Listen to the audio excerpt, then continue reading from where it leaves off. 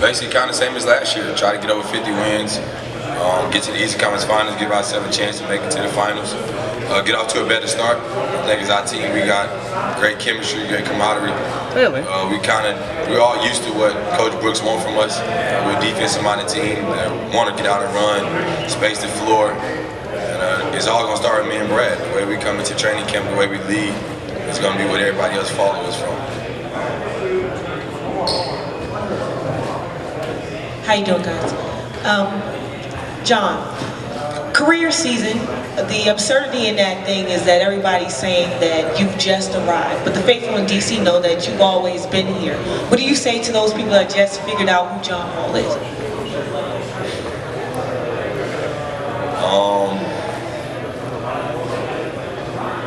It's going to be even more exciting season this year. Last year was great. I mean, I reached levels that I didn't think I was coming off 2 knee surgeries. Couldn't have did it without my teammates. I put in a lot of hard work. These guys see me work. I think me and Brad chemistry and our partnership on the court got better. That's the reason why we both had better years and everybody else followed our lead. And Coach Brooks gave us the opportunity just to lead. So the people that think I just arrived, it's just the beginning of what can be more. So I'm not really worried about it. John, Darren Haynes, WUSA 9 here. Seeing what the Celtics and Cavs did during the offseason, John, how does that change your mentality as a competitor going into this season in Eastern Conference? My competitive drive is going to be the same no matter who, no matter what's on anybody's team. Every day I come to work, I'm competing against talented players and it's competitive. So I don't care what any other team does. They make change, they make stuff to make their team better. We did what we had to do to make our team better. And all I'm going to do is go out there and compete without getting between those lines. Hey guys, Sherry Burris, News 4. John, how do you feel like you're... I got one question before we finish this. I ain't the only one up here. I know I'm answering all the questions. Man. I have a question for Brad too. All right. We'll start with you, Brad. I don't know what you got to say. Hey Brad, you were kind of vocal on Twitter about the Trump comments. I know you were at the football game last night too. Do you have anything else you want to say about what you tweeted or about what the president said about Golden State? Well, I feel like honestly, that's not a leader. For you to come out and, for one, disrespect the whole sport that the whole world basically loves and call people out their names, SOBs, like that's out of pocket to me. And you have guys who won a championship and they have the freedom of deciding whether or not they want to go. And when one man decides not to go, like, how in the world can you just take it and end it? Like, that doesn't make any sense to me. So, like, to me, you're a clown. Like, that's unacceptable. Like, that's not what a leader does. Like, your job is supposed to bring everybody together. And everybody in the world feels like, since you got in office, that hasn't been the case. You know, there's a lot of issues going around the world. Like, Puerto Rico doesn't have water or power. Like, they're still part of the U.S., but you're worried about guys kneeling during the national anthem. Well, if you actually look at the reason that they're kneeling versus your own personal pleasure, like, then you'll fully understand. But until you do that, you're not going to understand it. So, like, I disagree with what he's doing. I disagree with his thoughts.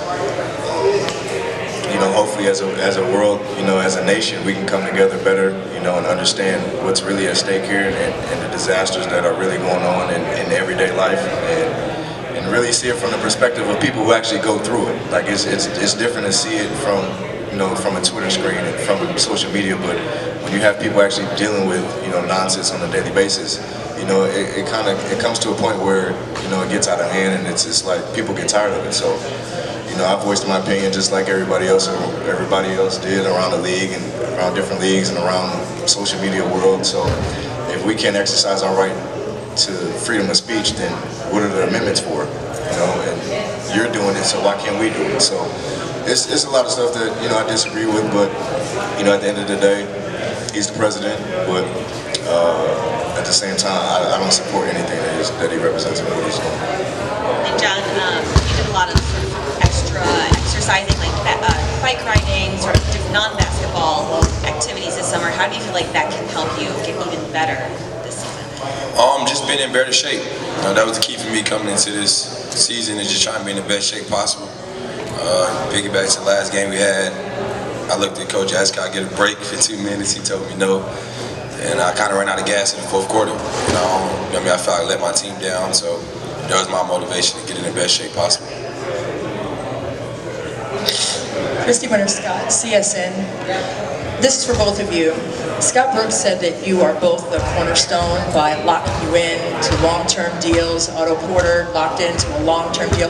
What does that mean for you, and how did that change your approach this summer in the gym when you were getting in the work? I think, for one, I feel like as a player, and John probably can relate to this, like once you sign that deal, like it's like a lot of stress off of you. Like all you can focus on is straight basketball now, and like and that's something I've even noticed with Otto during this offseason when he came back into DC. Like he's been in the gym working on his game, ever since that deal happened. So, we don't. It's not any added pressure.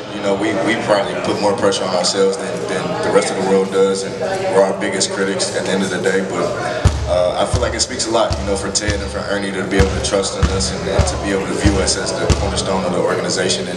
And like Ted always tells us, to whom much is given, much is expected. So we automatically have that in the back of our heads, and we come out each and every day to make sure that we lead our team the right way and try to get a championship. Yeah, basically piggybacking off what Brad said, once you sign a deal, all that pressure is gone. Because before you sign, you worried about, am I going to get paid, or I got to do this, I got to do that, I got to perform this certain way. Once you sign that deal, now all you got to do is go out there and play. And let everybody know that you earned your money for a reason. And it takes a lot of pressure off us. And just watching Otto being here at mini camp and being here before this training camp and media day started, he's been showing improvements in different aspects of his game that I haven't seen. And it probably contributes back to him signing his deal, and you don't have to worry about nothing, but just go play basketball and have fun. Because at the end of the day, I know what I bring to the team. I know my ultimate goal is to win the championship, which is far more important than being an all-star to me. So it's definitely a personal goal, but if it happens, it happens. If it doesn't, it doesn't. This is for Brad and John. Around the league, continuity just isn't as much of a thing for whatever reason right now. Everybody trying to chase championships. Just how fortunate do you all feel to have been together for this long already? And what do you think the value is of having a team that has a core that has been intact for so long? Well, I for one appreciate it, because I'm the type of person I hate change. Like that would kind of be difficult for me to be able to just adapt to a whole new everything. But like nothing away from anybody who's made their decision. They're grown men. At the end of the day, you have that right to be able to go wherever you want to play. So, but for as far as me, like I love being here. I love the bond that we have. I love being with the teammate for 6+ years. That's amazing to me. That's just a bond that you build, a camaraderie you build, and that's a lifetime of memories. That's a lifetime of of building a bond with somebody. And building a bond with your teammates.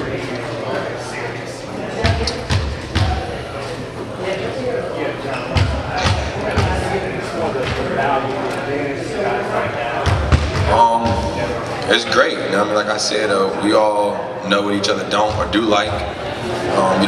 Only thing we really have to add on to is like adding new bench guys and stuff like that. But other than that, the starting five, we know how each other want to play. We know what they're great at, what they're not great at. It makes the job a lot easier for us. Like Brad said, I don't like new change. I don't like dealing with new people, new stuff. I'm all about loyalty, and for the organization to do what they did, to sign all of us back and have our cornerstone here, it means a lot. Hey John, could I take you back to social issues for 1 second? Said what? Could I go back to social issues for 1 second here? So many other NBA players have spoken out in recent days, and I guess we haven't heard from you. I'm curious if you have thoughts on what's been going on, if there are social issues that you plan on speaking up on this season. Yeah, it's a lot of stuff I want to say, and a lot of stuff I do say. I just ain't got the opportunity to say it yet. But kind of what Brad was saying, I don't like anything he's been saying.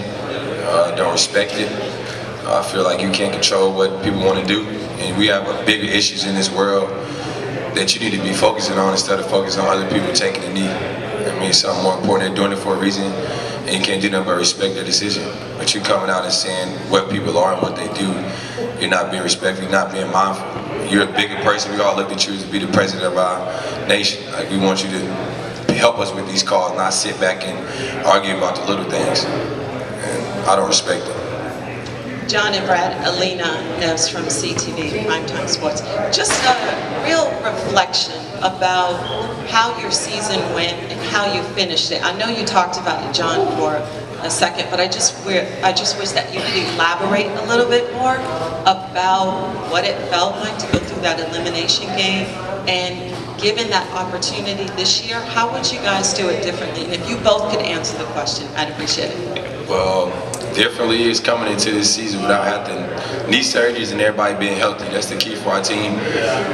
Last year, we were always trying to get accustomed to a new coaching staff, a new system we was running. And we all got that behind us. We know what coach wants from us. That makes it a lot easier. Getting off to a great start, that's the key for us. We got off to a bad start, but we finished the season strong. And in the playoffs, we competed. We won every home game. We didn't do a great job of closing out quarters, or closing out games we should have won. In elimination game, you give it your all. You gave it our all. We fell short, but we can use that to know what we need to do to go further next year. Hurt, still hurt To this day. till this day, you know. But I will say that eliminating game, the first game 7 we played in, like, that's an unbelievable experience. You know, it was an unbelievable game.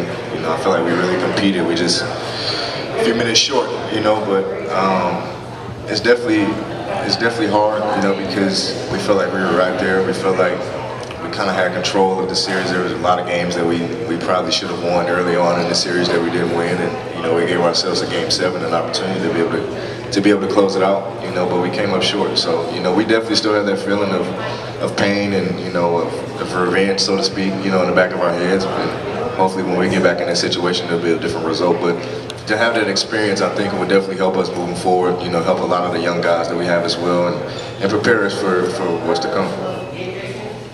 This is for both of you.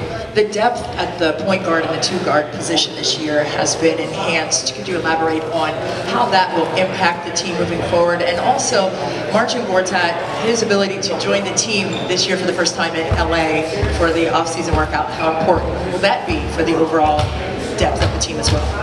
I think it speaks volumes. I think it definitely speaks volumes, you know, in terms of us two being able to rest a little bit more, you know, being able to, one of us doesn't always have to be on the floor. You know, that was the case last year. It was either me or him, like, and it kind of messed up the rotations a little bit, because if somebody had a rhythm, they had to come out of the game because they had to get ready to go back into the second quarter. So it's great that we have depth, you know, at each position. You know, we have guys that we can trust to be able to play our positions, you know, come in and back us up. And as far as March being able to, you know, come out to LA for the first time, that's amazing. You know, that speaks to his dedication to the team. You know, everybody being there, and for him to be able to, you know, take time out of his schedule, you know, because everybody's busy during the summer. You know, you can't always expect everybody to be everywhere. So, you know, he might be the next Polish president, you know, so he has a lot of stuff he has to deal with over there. But, you know, it's great that he was able to come to us as a team and be able to show his leadership.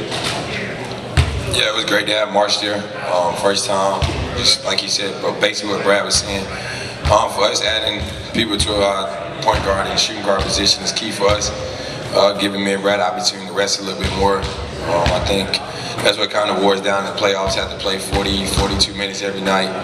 I think Tim, Jody, Thomas, and those guys are going to help out a lot. Tim has a great competitive nature about him. You know how to run a team. And that's something I need to make me better every day in practice and just compete. This is for both of you, and it's a little offbeat, but I was wondering if you could tell me about the first time you heard the crowd win Chick-fil-A in the fourth quarter. You said what happened? I was wondering if you could tell me about the first time you heard the fans win free Chick-fil-A when the opposing team missed 2 free throws in the fourth quarter. Well, I heard that a whole lot my rookie year, so. I feel like I don't really remember the first time, but I feel like as long as we're winning, it's cool, but if we lose, I hate it. I hate it, because it's like they screaming loud just for Chick-fil-A, but I mean, it's like they weren't here for the game, you know, so. But it was, at the same time, you know, you respect it. I think it's an awesome thing that Chick-fil-A does that. I mean, we don't really see too many of those coupons, but, you know, But it's cool. It's a cool thing. I can't remember the first time I seen it though. Guys over here, remember when people said you guys didn't get along? And do you think that's funny now? That you're sitting up here on a podium and all these other teammates around the league have essentially broken up or gone somewhere else? And I just, like to ask, I mean, the biggest question is, how do you become better teammates? You're different people, and why is staying together worth it to both of you? I feel like it was funny then because it kind of just came out of nowhere. It was, I don't know, I don't really understand it. Like, we've been together, but this is 6 years for me, 8 for him, so that's a long time, like in this league especially. But we don't. I feel like us being together and guys leaving or whatever, but it doesn't change our dynamic, and I feel like that builds us up. That's a legacy that we're building here, and we're trying to accomplish something, like the championship team is 77, 78. We want our names up here one day, so it's important to us, and we still laugh at it today, because it's kind of ironic how people think that, but we have to accept we're two different people, and we accept each other for who we are. We realize that he wouldn't be where he is without me, and vice versa. Damn sure wouldn't be where I am without him. So it's it's a respect thing, and it's kind of funny still. But we love each other. We're brothers. It's at the end of the day, and this is our job. We come out and compete each and every night, and try to prove our worth. Yeah, it's funny to me. Like he basically said, it was me trying to find my way into this league, and him coming in as a rookie trying to find his way. So the toughest thing you have is two young players that want to be great, and sometimes it might work and sometimes it might not work out, but us as being brothers, we put everything to the side and we make things work because we both want to be great. And like he said, I couldn't be the point guard I am without him. He couldn't be the player he is without me. But everything everybody say is just a joke to me. We laugh at it. When everything first came out, when I said what I said, but his contract was funny because we said when you get your contract, all the pressure goes away. That's the same thing I felt when I got my contract. I remember all the media saying, well, what did he do to deserve it? Well, he still hasn't been an all-star, but he showed y'all last year that he deserved it. And that shows testimony to him that he don't care about being an all-star. It's more about what he want to do for our team. I think he should have been one last year. We know he definitely should be one this year. But that doesn't mean that we're brothers. We love each other. We're going to compete. We're going to get on each other. We're going to talk junk from time to time because that's our competitive nature. We both want to be the best we can be. And without us having our back and forth battles, we can't be the players we are.